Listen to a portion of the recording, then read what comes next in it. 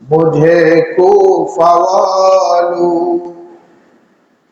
मुझे कूफा वालों, मुसाफिर न समझो, मैं आया नहीं हूँ, बुलाया गया हूँ। मुझे कूफा वालों, मुसाफिर न समझो, मैं आया नहीं हूँ, बुलाया गया हूँ। এই পংক্তি এই কবিতার অর্থ হলো যে হে কুফাবাসী, আমাকে তোমরা মুসাফির ভাবিও না। আমি তোমাদের দেশ ভ্রমণ করতে আসছি, সাধারণ একজন মুসাফির না। मैं आया नहीं हूँ, बुलाया गया। আমি তোমাদের এখানে ইচ্ছা করে আসি নাই, আমাকে ডেকে আনা হয়েছে। অনেকেই হুসাইন রাদিয়াল্লাহু তাআলা আনহুকে চিঠি দিয়েছিলেন যে আপনি আসেন, আপনি আসলে আমাদের দেশ শান্ত হবে, আপনি আসলে ইসলামের হুকুমত কায়েম হবে, অনেক অনেক কিছু হবে। এগুলা বলার পরে হুসাইন রাদিয়াল্লাহু তাআলা আনহু সপরিবারে আরো আত্মীয় স্বজন সহ, বন্ধু বান্ধব সহ অনেকগুলো পরিবার, ৭০-৭২টি পরিবার কুফার দিকে রওনা হয়। আসার পরে যখন কুফার সরকার গভর্নর জানলো ইয়াজিদ যে না, হুসাইন আসতেছে রাজত্ব দখল করার জন্য, রাজত্ব দখল করার জন্য আসতেছে, পৃথিবীর কোন রাজাই আরেক রাজাকে সহ্য করতে পারে না। পৃথিবীর কোন এলাকা প্রধান তার আরেক এলাকা প্রধান এসে তার প্রধানিত্ব নিয়ে যাবে, তার মাতাব্বুরি কেড়ে নেবে, তার রাজত্ব চালাবে, এটা কখনোই পছন্দ করে না। সবাই মাতাব্বুরি চায়, রাজত্ব চায়, কেউ রাজত্ব ছাড়তে চায় না। ভালো চলুক বা মন্দ চলুক। তো যখন এটা শুনলো হুসাইন রাদিয়াল্লাহু তাআলা আনহুকে, তারা বলল যে তোমরা হুসাইনকে আটকাও, আটক আদেশ দিয়ে দে। হুসাইন রাদিয়াল্লাহু তাআলা আনহুকে চতুর্পাশ দিয়ে বেষ্টন করে আটকায় রাখো। আটকায় রাখার পরে হুসাইন রাদিয়াল্লাহু তাআলা আনহু বললেন, আমি মুসলমান হয়ে আরেক মুসলমানের বিরুদ্ধে যুদ্ধ করতে আসি নাই, কাজেই তোমরা যদি আমাকে শত্রু মনে করো তাহলে ইসলামের শত্রু যেখানে আছে সেখানে আমাকে পাঠিয়ে দাও, আমি সেখানে গিয়ে যুদ্ধ করে শাহাদাত বরণ করব। আমি তো তোমাদের এখানে যুদ্ধ করতে আসি না, আমাকে অনেকেই চেয়েছে সেজন্য আমি আসছি। আরেক প্রস্তাব দিলেন, যেহেতু আমি আসার পরে দেখতেছি পরিস্থিতি ভালো না, আমাকে যারা চায় তারা মুসলিমীয় কিছু লোক, তাদের আবেগে যারা চিঠি লিখেছে, কিন্তু আসলে এখন মেজরিটি পার্সেন্ট তারা আমার সম্পর্কে জানেই না। কাজে আমি আমার দেশে ফিরে যেতে চাই, আমাকে ফিরে যেতে দাও। এভাবে কয়েকটি প্রস্তাব দিলেন। ৩ নাম্বার প্রস্তাব দিলেন,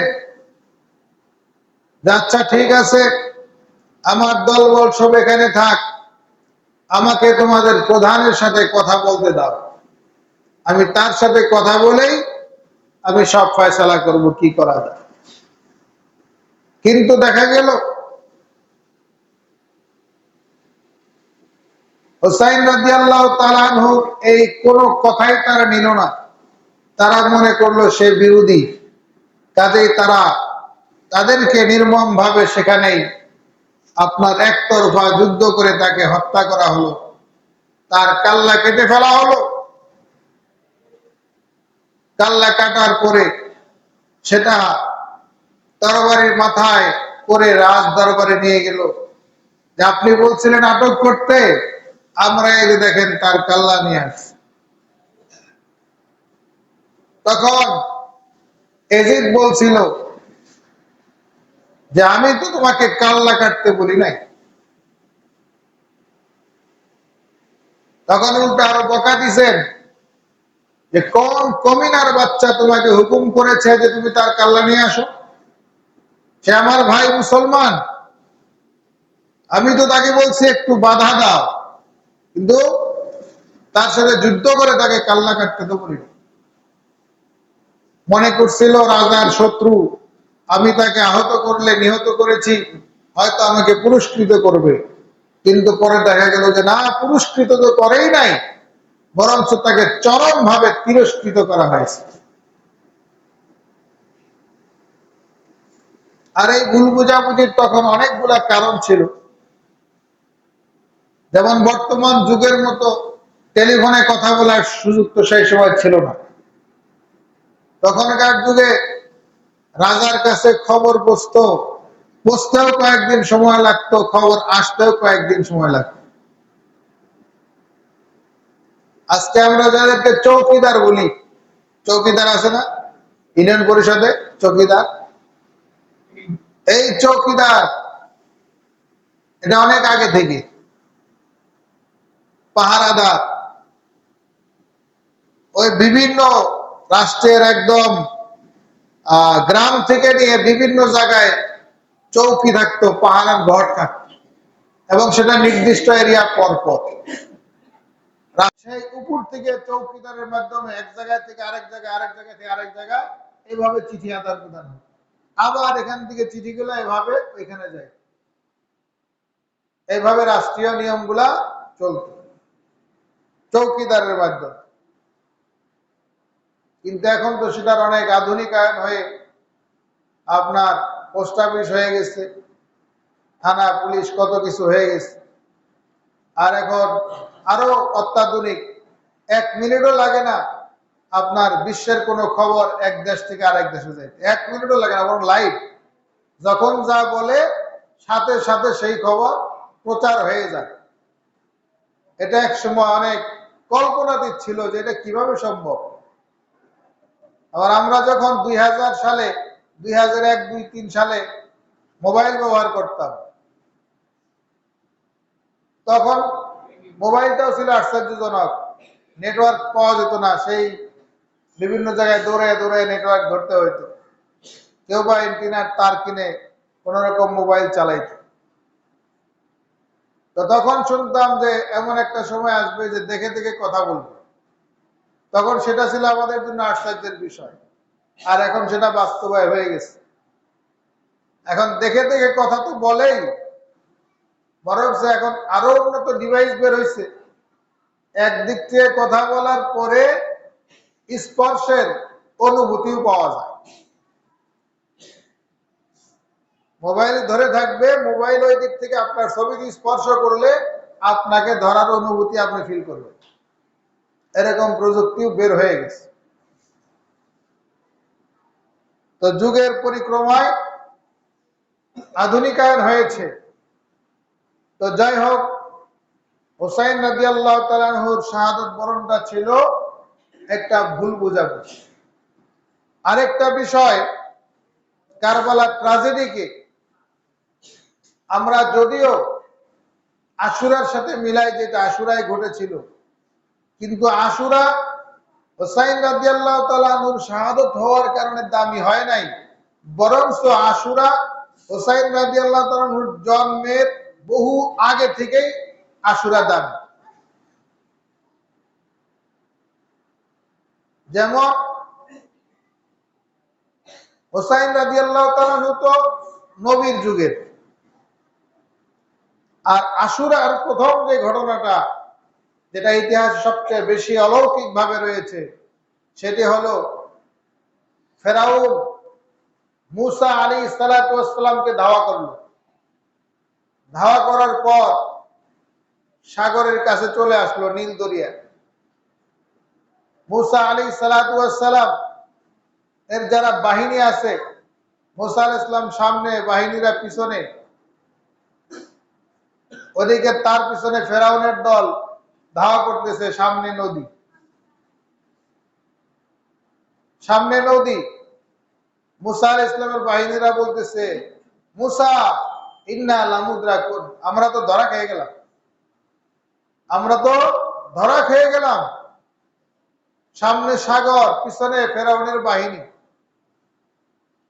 আল্লাহ পাক রব্বুল আলামিনের শরণাপন্ন হইলেন মুসা আলাইহিস সালাতু ওয়াস সালাম। আল্লাহ পাক রব্বুল আলামিন বললেন, মুসা টেনশন করিও না, চিন্তা করিও না, তোমার হাতে আমি একটা লাঠি দিয়েছি, মুজিজার লাঠি। মুসা আলাইহিস সালাতু ওয়াস সালাম নীল দরিয়ার মধ্যে লাঠি দ্বারা আঘাত করলেন, সাথে সাথে লাঠির আঘাতে পানি ছিটকে ওঠে, 12টা রাস্তা তৈরি হয়ে গেল। বলেন সুবহানাল্লাহ। নদীর মধ্যে, সাগরের মধ্যে 12টা রাস্তা হয়ে গিয়েছে একটা লাঠির আঘাতে। যেখানে আমাদের একটা ব্রিজ করতে প্রায় 100 বছর লেগে যায়, প্ল্যান পরিকল্পনা। যেমন আমাদের যে যমুনা সেতু ব্রিজ, আমি আমার আব্বার কাছে শুনছি, ছোটবেলায় তারা গল্প শুনছে এই যমুনা একদিন ব্রিজ হবে। তখন এই লেঙ্গায় দিকে রাস্তাও ছিল না,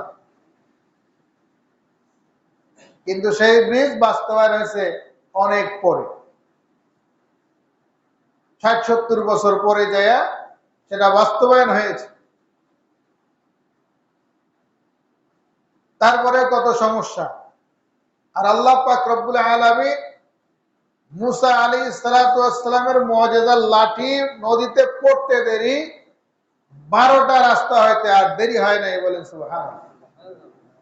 রাস্তাগুলো নরমাল রাস্তা না। মুসা আলাইহিস সালামের বংশ ছিল 12টা। মুসা আলাইহিস সালামের 12টা বংশ। বংশগত ভাবে বংশীয় কিছু রেশারেশি থাকে। মুসা আলাইহিস সালামের বংশ তার বিপরীত ছিল না। এই জন্য আল্লাহ পাক রব্বুল আলামিন 12টা গোত্রের জন্য 12টা রাস্তা বানিয়ে দিলেন। যে রাস্তাগুলো এমন হয়ে গেল যেন কাচের রাস্তা। কাচের দেওয়াল যেমন এক সাইড থেকে আরেক সাইড দেখা যায়, তেমনি ভাবে পানির দ্বারা নিচে রাস্তা তৈরি হয়ে গিয়েছে, আর সাইডের মধ্যে পানির দেওয়াল তৈরি হয়ে গিয়েছে। মুসা আলাইহিস সালামের বাহিনী রাস্তা দিয়ে যায়, একদল আরেক দলকে দেখে, কথা বলে, হাসি মজাক করতে করতে তারা এভাবে আনন্দের মধ্যে, বিপদ যেখানে ছিল সেখানে আল্লাহ আনন্দের ব্যবস্থা করে দিয়েছে। আনন্দের মধ্য দিয়ে মুসা আলাইহিস সালামের বাহিনী দরিয়া পার হয়ে গেলেন। দরিয়া পার হওয়ার পরে ফেরাউনের বাহিনী দেখলো, বাহ, আমরা তো একটা অটোমেটিক রাস্তা পেয়ে গেলাম, কাজেই সমস্যা নাই, রাস্তা তৈরি হয়ে গিয়েছে, আমরা তাকে সমুদ্র উপকূলে ধরতে পারি নাই, এখন রাস্তা পার হয়ে ওপার গিয়ে ধরবো। তাই ফেরাউনের বাহিনী নিঃসন্দেহ ভাবে তারা আপনার পানির এই রাস্তার উপর চলে আসলো। যখন সাগরের মাঝ বরাবর চলে আসলো, এদিকে মুসা আলাইহিস সালামের বাহিনী আপনার সাগর পার হয়ে গিয়েছে, আর ফেরাউনের বাহিনী মাঝখানে রয়েছে। পিছনেও ফেরাউনের বাহিনী নেই, সামনেও নেই, নদীর মাঝ বরাবর যখন রয়েছে, আল্লাহ পাক রব্বুল আলামিন পানিকে হুকুম করে দিলেন, ও পানি, আমার নবীর জন্য তোমাকে হুকুম করেছিলাম রাস্তা হওয়ার জন্য, এখন আমার নবী পার হয়ে গিয়েছে, আবার নবীর দুশমনের জন্য আমি তোমাকে রাস্তা হওয়ার হুকুম দিলাম না, তুমি আবার আগের মতো পানি হয়ে যাও।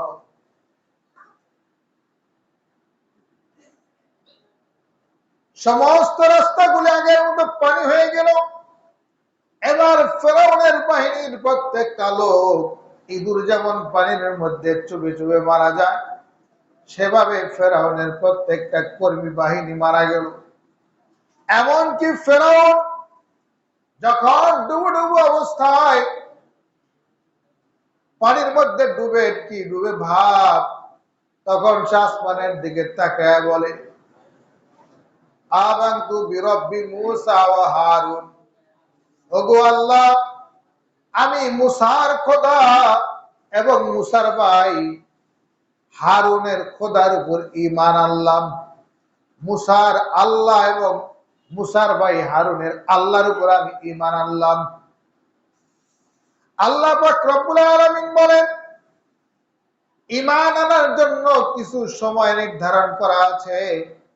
এই নির্ধারিত সময় পার হয়ে গেলে তখন কালেমা পড়লেও আর কোনো লাভ হবে না। সেইটা কোন সময়? যখন কালেমা পড়লেও আর কাজ হবে না। সেইটা হচ্ছে যখন আপনার মৃত্যু কাছাকাছি চলে আসছে, মালাম ইউগারগির, আপনার গলা দিয়ে টকবক করতেছে, আপনার যায় যায় অবস্থা, আপনার কোনো হিতাহিত জ্ঞান নাই, এখন আপনিও জানেন আপনি আর বাঁচবেন না, মৃত্যুর ভয়ে এখন আপনি শেষ সময়ে এসে কালেমা পড়লেন, কাজ হবে না।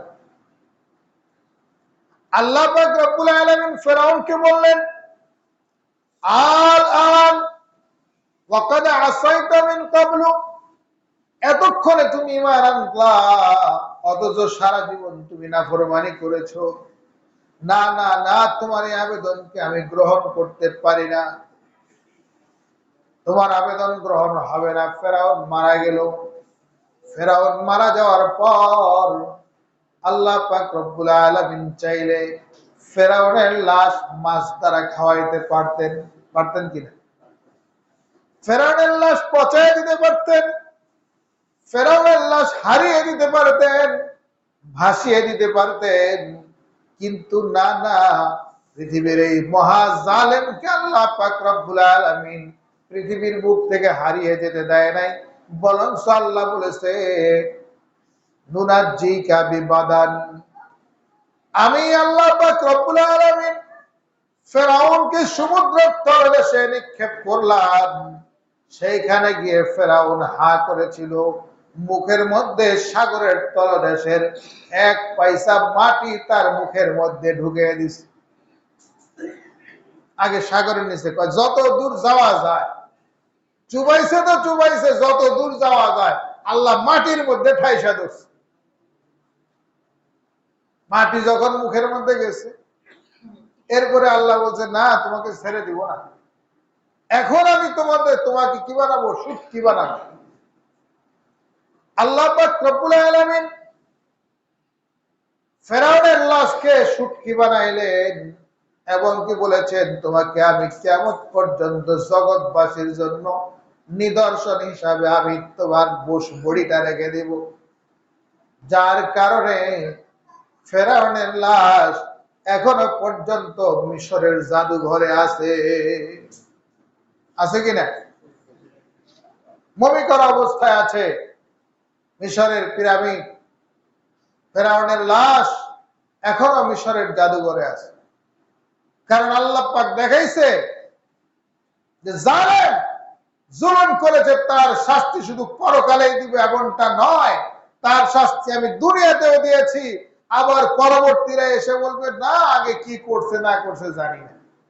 কিছু লোক আছে না, মানে মুরব্বীদেরকে মানতেই চায় না, মুরব্বীদের অবদানকে স্বীকারই করতে চায় না, মুরব্বীদের দুর্নীতিকেও পরবর্তীরা কেউ কেউ স্বীকার করতে চায় না। দুইটাই আছে। মুরব্বীদের ভালো কর্ম পরবর্তী জেনারেশন অনেক সময় স্বীকার করতে চায় না, আবার মুরব্বীদের দুর্নীতিকেও পরবর্তী জেনারেশন অনেক সময় ইতিহাসে উল্টে ফেলায় যদি ক্ষমতা থাকে। ফেরাউনের ইতিহাস যদি কেউ বিকৃত করতে না পারে, এই জন্য আল্লাহ পাক রব্বুল আলামিন ফেরাউনকে শুটকি বানায় রাখছে। এটা আল্লাহ পাক দেখাইছে।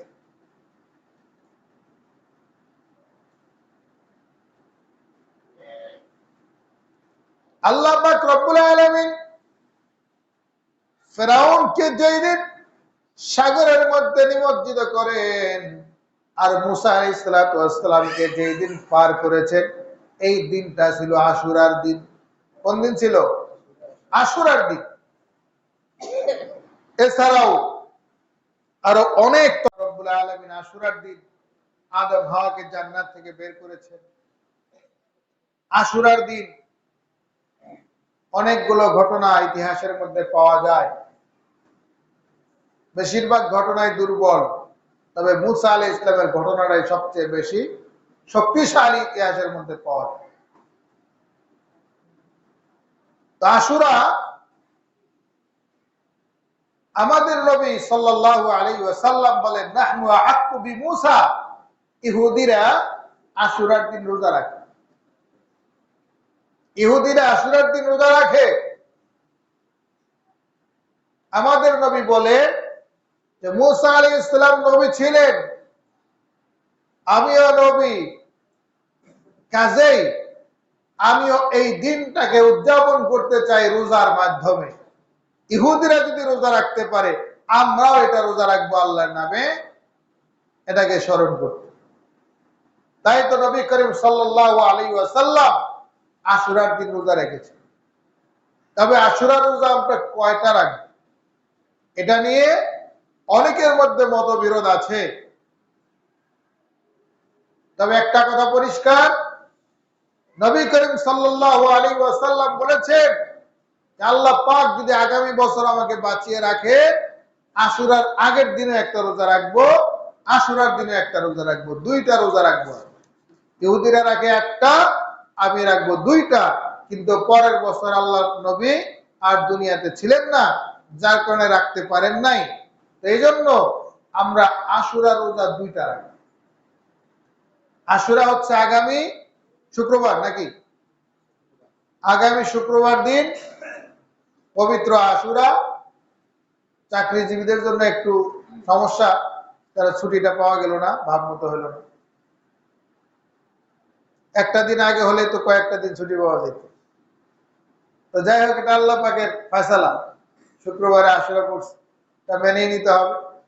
তা আমরা ইনশাআল্লাহ শুক্রবারে রোজা রাখবো, সেই সাথে আমরা বৃহস্পতিবারে রোজা রাখবো। রমজানের রোজা আসার আগে আশুরা রোজাই চালু ছিল। এজন্য এই মুহররম মাস, এই মাসের রোজা, নফল রোজা অত্যন্ত দামি। আমরা যারা পারি ইনশাআল্লাহ আগামী বৃহস্পতিবার, শুক্রবার আমরা দুইটা আশুরা রোজা রাখবো। আশুরা রোজার ফজিলত হিসাবে আল্লাহ নবী বলেন, সুমু আশুরা ফাইন্নী আহতাসিবু আলাল্লাহি আইয়ুকাফিরা সানাতাল্লাতী ক্বাবলা। আমি আল্লাহ পাকের দরবারে আশা রাখি, যে ব্যক্তি আশুরা রোজা রাখবে, আল্লাহ পাক রব্বুল আলামিন তার 1 বছরের গুনাহ খাতা maaf করে দিবে। এজন্য আমরা আশুরা রোজা রাখবো। আমরা বৃহস্পতিবার, শুক্র এই দুইটা রাখবো, অথবা কেউ যদি তা না পারি শুক্র শনি দুইটা রাখতেও পারি। আবার এদিকে আরেকটা, যেহেতু হ্যাঁ শুক্র শনি দুইটা রাখলাম, 10, 11, এরপরে আবার 12, 13, 14 আপনার আইয়ামে বীজের রোজা হিসাবেও আমরা পাশে মিলে ইচ্ছা করলে আরো কয়েকটা রাখতে পারি, 13, 14, 15। তো যারা আমরা রোজা রাখি, এভাবে আমরা ইনশাল্লাহ আশুরা পালন করব। আশুরার দিন অনেকেই বিভিন্ন অন ইসলামিক কাজ করে, বিশেষ করে শিয়ারা। তারা আপনার বিভিন্ন মিছিল বের করে এবং মিছিলের মধ্যে তারা গালের মধ্যে চাপড়ায়, মুখের মধ্যে চাপড়ায়, এভাবে বুকে চাপড়ায়, আবার ছুরি দিয়া বিভিন্ন ভাবে তাদের শরীরে কাটে, তাজিয়া মিছিল করে, যেটা সম্পূর্ণ শরীয়তে নাজায়েজ। কাজে আমরা এই আশুরার দিন উপলক্ষে অন ইসলামিক কোনো কর্মকাণ্ড করব না। কারণ ইসলামের শোক দিবস কয়দিন? 3 দিন। কয়দিন? 3 দিন। কেউ মারা গেলে শোক পালন হবে 3 দিন। 3 দিনের বেশি কারো জন্য শোক পালন করা জায়েজ নাই। আর বিশেষভাবে একটা ব্যক্তির জন্য শোক পালন জায়েজ আছে 4 মাস। সেটা হচ্ছে স্বামী মারা গেলে স্ত্রী তার স্বামীর জন্য 4 মাস 10 দিন কি পালন করবে? ইদ্যত পালন করবে, আপনার শোক পালন করবে। আপনার অলংকার আদি খুলে ফেলবে, জাঁকজমক পূর্ণভাবে থাকবে না, নরমাল পোশাক আশাকে থাকবে, এরকম ভাবে স্বামীর ঘরেই থাকবে। অনেকগুলা বিধান তার জন্য রয়েছে। তার স্বামীর জন্য সে 4 মাস পর্যন্ত, 4 মাস 10 দিন পর্যন্ত সে শোক পালন করবে, ইদ্যত পালন করবে। কিন্তু বর্তমানে দেখা যায় আমাদের এলাকায় অনেকের স্বামী মারা যায়, তারপরে গহনা অলংকার খোলে না, তারপরেও তারা এরকম ভাবে খুশবু আপনার যেগুলা ব্যবহার করে অলংকার আদি, অর্থাৎ যেগুলা খুশির জিনিস, আনন্দের বিষয়গুলা শোক পালন করেন, এটা ঠিক না। তার উচিত যে আপনার স্বামীর ঘরেই থাকবে এবং সে 4 মাস 10 দিন পর্যন্ত অনাড়ম্বর ভাবে কাটাবে। আপনার এরকম ভাবে সাজসজ্জা যেটাকে আমরা বলি, পোশাক আশাক সাজসজ্জা করে থাকবে না, নরমাল ভাবে কাটাবে। এটাই প্রত্যেক স্ত্রীর জন্য বিধান। 4 মাস 10 দিন পরে সে চাইলে অন্য কোথাও বিয়ে বসতে পারে, আবার সে নতুন ভাবে সুসজ্জিত নিজেকে করতে পারে। অনেকেই দেখা যায় এই বিষয়টাকে আমরা বর্তমানে এড়িয়ে চলি, মানতে চাই না। তো আপনারা মা বোনদেরকে বলে দেবেন যে স্বামী মারা গেলে সে যেন স্বামীর শোক পালনার্থে 4 মাস 10 দিন ইদ্যত পালন করে। আল্লাহ পাক রব্বুল আলামিন আমাদের সবাইকে ইসলামী শরীয়ত ভালোভাবে জানার, মানার এবং বুঝার তৌফিক দান করেন। সকলে বলেন আমিন। ওয়া আখিরু দাওয়ানা আলহামদুলিল্লাহি রাব্বিল আলামিন। আমরা যারা সুন্নাত করি